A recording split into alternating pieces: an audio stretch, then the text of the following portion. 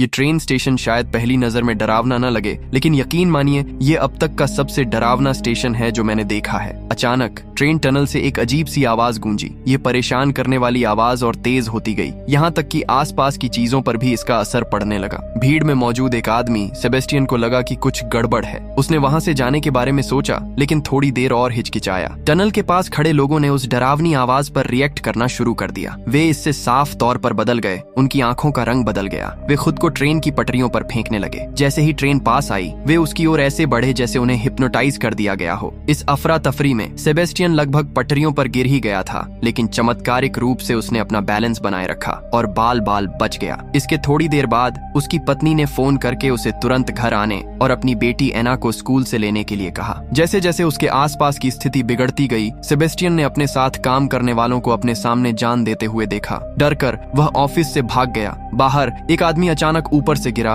और उसकी कार पर आ गिरा, जिससे टक्कर लगते ही कार खराब हो गई। शहर में पूरी तरह अफरा तफरी मच गई थी। लोग घबराकर भाग रहे थे। गाड़ियां कंट्रोल से बाहर हो गईं और हर जगह एक्सीडेंट हो रहे थे। किसी तरह सेबेस्टियन बच निकला और एना के स्कूल पहुंचा। जब वह पहुंचा तो उसने स्टाफ को मरा हुआ और बिल्डिंग को खंडहर में पाया। क्लासरूम में आग लगी हुई थी और बच्चे डर के मारे जम गए थे। उसने एना को पकड़ा और उसे बचाया जब वे तबाही से निकल रहे थे। रास्ते में वे एक चर्च के पास से गुजरे जहां एक पादरी ने उसे रोका। पादरी ने सेबेस्टियन से कहा कि जो हो रहा है वह भगवान का तोहफा है, एक चमत्कार है। लेकिन सेबेस्टियन को चमत्कारों में कोई दिलचस्पी नहीं थी। वह बस अपने परिवार को सुरक्षित रखना चाहता था। बिना कुछ कहे वह आगे बढ़ गया। बाहर उसने आखिरकार अपनी पत्नी को देखा, लेकिन उनके दोबारा मिलने के कुछ ही पल बाद एक तेज रफ्तार कार कहीं से आई और उसे टक्कर मार दी, जिससे उसकी तुरंत मौत हो गई। 9 महीने बाद सेबेस्टियन और उसकी बेटी एना एक खाली पड़े स्केटबोर्डिंग स्टेडियम में साथ समय बिता रहे हैं। उनकी शांति अचानक तब टूट जाती है जब वे शोर सुनकर भागते हैं। तभी अंधे लुटेरों का एक ग्रुप उन पर हमला कर देता है, जो उनका सारा खाना चुरा लेते हैं। चोट लगने के बावजूद सेबेस्टियन वापस लड़ने की कोशिश करता है, लेकिन एना उसे रोक देती है। बाद में वह उसे धन्यवाद देता है, यह महसूस करते हुए कि हमलावर बस भूखे और हताश थे। रेडियो पर एक चेतावनी बजती है जिसमें कहा गया है कि अजीब एलियन बाहर हैं और सभी को सलाह दी जाती है कि वे उन्हें सीधे न देखें, क्योंकि वे दिमाग को कंट्रोल कर सकते हैं और लोगों को खुद को नुकसान पहुंचाने के लिए मजबूर कर सकते हैं। सेबेस्टियन और एना अपनी आंखें ढककर बाहर चले जाते हैं। वह कुछ अजनबियों के पास जाता है जिनकी आंखें भी कपड़े से ढकी होती हैं और पूछता है कि क्या उनके पास कुछ खाना है, क्योंकि उसने कई दिनों से कुछ नहीं खाया है। पहले तो वे हिचकिचाते हैं, लेकिन सेबेस्टियन उन्हें बताता है कि वह एक इंजीनियर है और अपनी कंपनी के जनरेटर की जगह जानता है जो बिजली और गर्मी दे सकता है। अचानक एलियन ऑनरा की अजीब एनर्जी उनके पास आने लगती है, इसीलिए वे सेबेस्टियन को अपने साथ ले जाने का फैसला करते हैं। वे उसे अपनी सीक्रेट जगह पर ले जाते हैं जहां कई बचे हुए लोग छिपे हुए हैं। उनमें से एक आदमी मारियल सेबेस्टियन की चोट देखता है और उसे लिलियाना नाम की डॉक्टर से मिलने के लिए कहता है, जो छिपी हुई है। वह सेबेस्टियन के घावों का इलाज करती है और पूछती है कि क्या हुआ। वह जवाब देता है कि उसकी कुछ गुंडों से लड़ाई हो गई थी। बाद में वह उसे खाना देती है और सभी बचे हुए लोग एक फायरप्लेस के चारों ओर इकट्ठा हो जाते हैं। एक अंधा आदमी अपनी कहानी बताना शुरू करता है, यह बताते हुए कि एलियंस ने उसे लगभग पकड़ ही लिया था, लेकिन उसने चाकू से खुद को अंधा कर लिया और मुश्किल से बच निकला। वह यह भी कहता है कि एलियंस अपने शिकार के माथे पर एक अजीब आंख का निशान बनाते हैं। बाद में जब बस में सब सो रहे होते हैं तो सेबेस्टियन अचानक गाड़ी स्टार्ट कर देता है। लिलियाना उससे पूछती है कि वह इसे चालू क्यों कर रहा है, लेकिन सेबेस्टियन बेरुखी से कहता है कि सब ठीक हो जाएगा और गाड़ी तेज कर देता है। बाकी लोग जाग जाते हैं और उसे रोकने की कोशिश करते हैं, लेकिन वह स्टीयरिंग व्हील को कसकर पकड़ लेता है और तेजी से गाड़ी चलाता है, जिससे वह जगह और उसके रास्ते में आने वाली हर चीज तबाह हो जाती है। आखिरकार बस टकराकर पलट जाती है, जिससे सभी घायल हो जाते हैं। उसी समय एलियंस आ जाते हैं। बुरी तरह घायल मारियल बस से लड़खड़ाते हुए बाहर निकलता है और गलती से एलियंस को देख लेता है। वह तुरंत एक तेज छर्रे से खुद को मार डालता है। लिलियाना भी कांपते हुए बाहर निकलती है, लेकिन अपनी आंखें बंद रखती है। सेबेस्टियन शांति से उसे चिंता न करने के लिए कहता है और अपनी उंगलियों से जबरदस्ती उसकी आंखें खोलता है। उसे एलियंस की एक झलक मिलती है और वह मर जाती है। एक और आदमी एलियंस को देखता है और बस से लीक हो रहे पेट्रोल में अपनी सिगरेट फेंक देता है, जिससे एक धमाका होता है जो सब कुछ आग की लपटों में घिर जाता है। सेबेस्टियन को आत्माओं की सुनहरी रोशनी दिखती है जो पीड़ितों के शरीर से निकल रही है। फिर पता चलता है कि एना सेबेस्टियन के दिमाग का सिर्फ एक भ्रम है। वह उसकी तारीफ करती है, उसे बचाने वाला कहती है और कहती है कि उसने सही काम किया क्योंकि अब सबकी आत्माएं बेहतर जगह पर होंगी। सेबेस्टियन एक अंधेरे गलियारे से गुजरता है और उसे एक दीवार पर सूली पर लटके कई लोग मिलते हैं। उनके हाथ बंधे होते हैं, ज्यादातर पहले ही मर चुके हैं, लेकिन एक आदमी मुश्किल से जिंदा है। अपनी आखिरी सांस के साथ आदमी फुसफुसाता है कि जीव पीड़ा दे रहे हैं, वे किसी दूसरी गैलेक्सी के मॉन्स्टर हैं और वे सबको मार डालेंगे। लेकिन सेबेस्टियन बिना हिले डुले चुपचाप जोर देता है कि वे फरिश्ते हैं। वह धीरे से मरते हुए आदमी की आंखें बंद करता है और कल्पना करता है कि उसकी आत्मा आसमान में ऊपर जा रही है। कुछ देर बाद सेबेस्टियन अपने अगले शिकार को ढूंढने निकल पड़ता है। वह देखता है कि एक औरत कपड़े से आंखें ढंकी हुई फार्मेसी में अंदर आ रही है। कई और लोगों की तरह जिन्होंने एलियंस को न देखना सीख लिया है, वह उसके कदमों की आहट सुनती है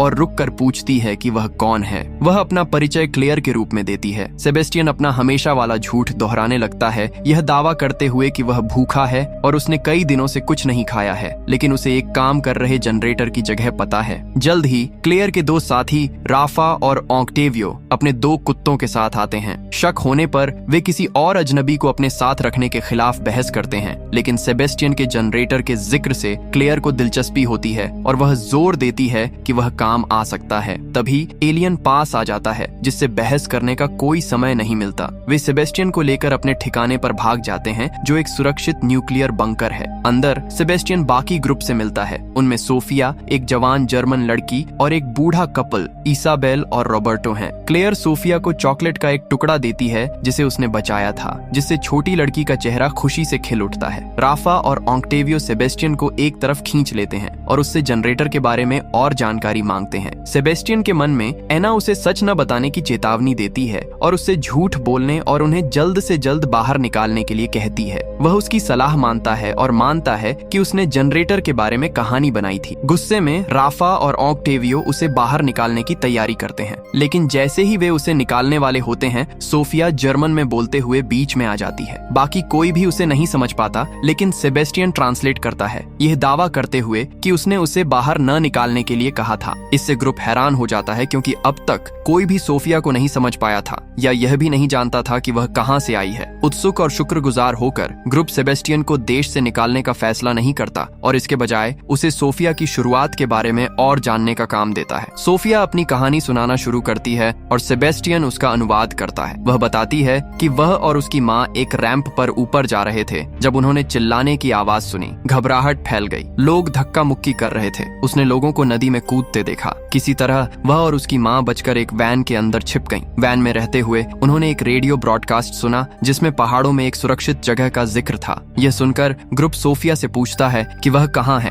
उसे ठीक से नहीं पता, इसीलिए वह चौक का एक टुकड़ा उठाती है और उसे बनाना शुरू कर देती है। दीवार पर वह एक पहाड़ की चोटी पर बने एक महल का स्केच बनाती है। क्लेयर का सुझाव है कि यह मोनविट कैसल हो सकता है। सोफिया अपनी कहानी जारी रखते हुए बताती है कि उसने और उसकी माँ ने आंखों पर पट्टी बांधी और वैन से निकल गईं, लेकिन भागते समय वह गिर गई और अपनी माँ से अलग हो गई। उसने उसे फिर कभी नहीं देखा। इमोशनल होकर वह रोने लगती है और क्लेयर उसे धीरे से दिलासा देती है। दूसरों को बताती है कि उसे सोफिया वहीं मिली और वह उसे अपने साथ ले गई। ग्रुप इस बात पर बहस करता है कि महल की तरफ जाना चाहिए या नहीं। सेबेस्टियन कहता है कि कोशिश करना सही रहेगा और दूसरे बचे हुए लोग और शायद सोफिया की माँ भी वहाँ हो सकती हैं। वह आगे कहता है कि वे बंकर में ज्यादा दिन जिंदा नहीं रह सकते। रॉबर्टो इससे सहमत नहीं है और चेतावनी देता है कि यह एक सुसाइड मिशन होगा। हालांकि जब ग्रुप वोट करता है तो ज्यादातर लोग जाने का फैसला करते हैं। रॉबर्टो बिना मन के मान जाता है। उस रात सेबेस्टियन को फिर से एना की परछाई दिखती है जो अपनी बातों से उस पर असर डालना शुरू कर देती है। उसके बहकावे में आकर वह चुपचाप कुत्ते की रस्सियां काट देता है और अगले दिन जब अफरा तफरी मचेगी तो उन्हें छुड़ाने का प्लान बनाता है। जैसे ही एलियंस आते हैं, जैसा उसने अंदाजा लगाया था, सुबह उथल पुथल मच जाती है।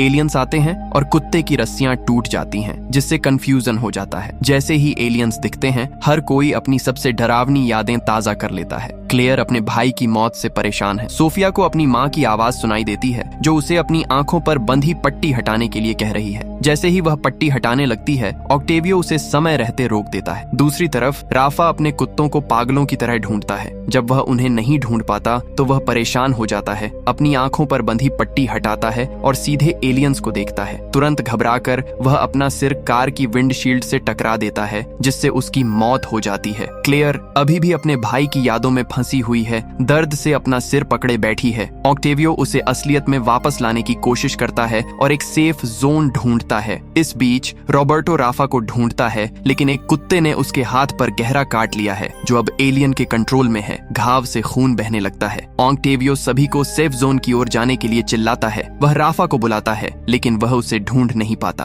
क्लेयर दर्द से उसे बताती है कि राफा मर चुका है। यह सुनकर ऑक्टेवियो टूट जाता है। अंदर इसाबेल रॉबर्टो के घाव की देखभाल करती है। जब वह उसे पट्टी बांधती है तो रॉबर्टो बुदबुदाता है कि उसने सुना है कि उसने उसे धोखा दिया है। इसाबेल जोर देती है कि यह सच नहीं है और बताती है कि एलियंस उसे इमोशनली कमजोर करने के लिए उसकी यादों को बिगोड़ रहे हैं। बाद में ऑक्टेवियो बताता है कि उसे लगता है कि एलियंस क्वांटम दायरे से आए होंगे। वह सोचता है कि वे लोगों के सबसे गहरे डर के आधार पर अपना रूप बदलते हैं और उन डरों का इस्तेमाल अपने शिकार को कंट्रोल करने के लिए करते हैं। क्लेयर अपने भाई की मुश्किल के बारे में बताती है। वह क्लिनिकल डिप्रेशन से परेशान था और साइकेट्रिस्ट होने के बावजूद वह उसकी मदद नहीं कर सकी। उसका गिल्ट उसे अभी भी सताता है। वह सेबेस्टियन की ओर मुड़ती है और पूछती है कि उसने एलियन हमले के दौरान क्या सुना, लेकिन वह उसे बीच में ही रोक देता है और पूछता है कि सोफिया कहाँ है। क्लेयर उसे ढूंढने की तैयारी करती है, लेकिन सेबेस्टियन धीरे से उसे आराम करने के लिए कहता है और कहता है कि वह लड़की का हालचाल पूछेगा। वह सोफिया को अकेले रोते हुए पाता है। वह उसके पास घुटनों के बल बैठता है और उसे एक लॉकेट देता है, वही जो उसने एक बार एना को उसके जन्मदिन पर दिया था। सीन 7 महीने पहले एना के जन्मदिन की एक याद पर आ जाता है। सेबेस्टियन उसे किस करता है और वादा करता है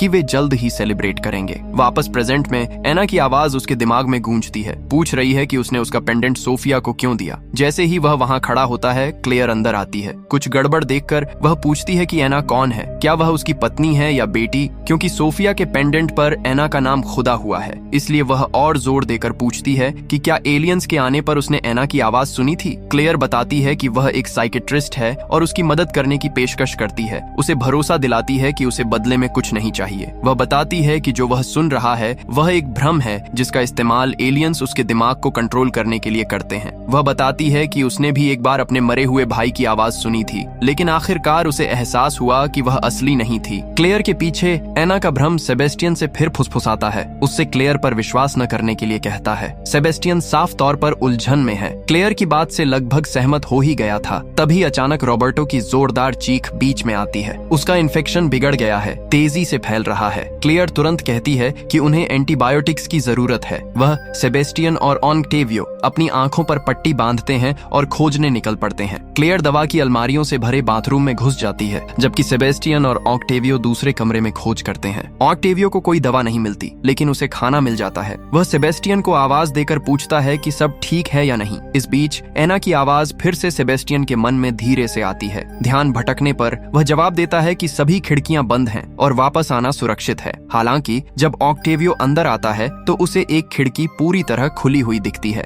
थोड़ी देर के लिए अपनी आंखों पर से पट्टी हटाने पर वह एलियंस को देखता है और तुरंत हैरान रह जाता है। गुस्से में वह एक चाकू पकड़ता है और बार बार अपने पेट में तब तक वार करता है जब तक वह मर नहीं जाता। सेबेस्टियन डर के मारे हिलकर देखता है। दूसरों के विपरीत वह ऑक्टेवियो की आत्मा को उसके शरीर से बाहर निकलते हुए नहीं देखता। उसे बहुत अफसोस होता है। क्लेयर शोरगुल से खींचकर अंदर आती है और जल्दी से सेबेस्टियन से कहती है कि उन्हें जाना होगा। एना की आवाज उसे क्लेयर की आंखों पर से पट्टी हटाने के लिए कहती है, लेकिन क्लेयर उसे कुछ करने से पहले ही खींच लेती है। बंकर में वापस वे इसाबेल और रॉबर्टो से फिर से मिलते हैं। इसाबेल पूछती है कि ऑक्टेवियो कहाँ है और क्लेयर रोते हुए कहती है कि वह बच नहीं पाया। वह रॉबर्टो के इलाज के लिए इसाबेल को एंटीबायोटिक्स देती है। फिर इसाबेल पूछता है कि सेबेस्टियन सबसे अलग क्यों बैठा है। क्लेयर बताती है कि वह बहुत हिल गया है और सोचता है कि ऑक्टेवियो इसीलिए मर गया क्योंकि उसने खिड़की खुली छोड़ दी थी। ये साफ है कि वह गिल्ट से परेशान है। बाद में एना सेबेस्टियन से फिर पूछती है है कि उसने क्लेयर की आंखों पर से पट्टी क्यों नहीं हटाई। सेबेस्टियन जवाब देता है कि जब ऑक्टेवियो मरा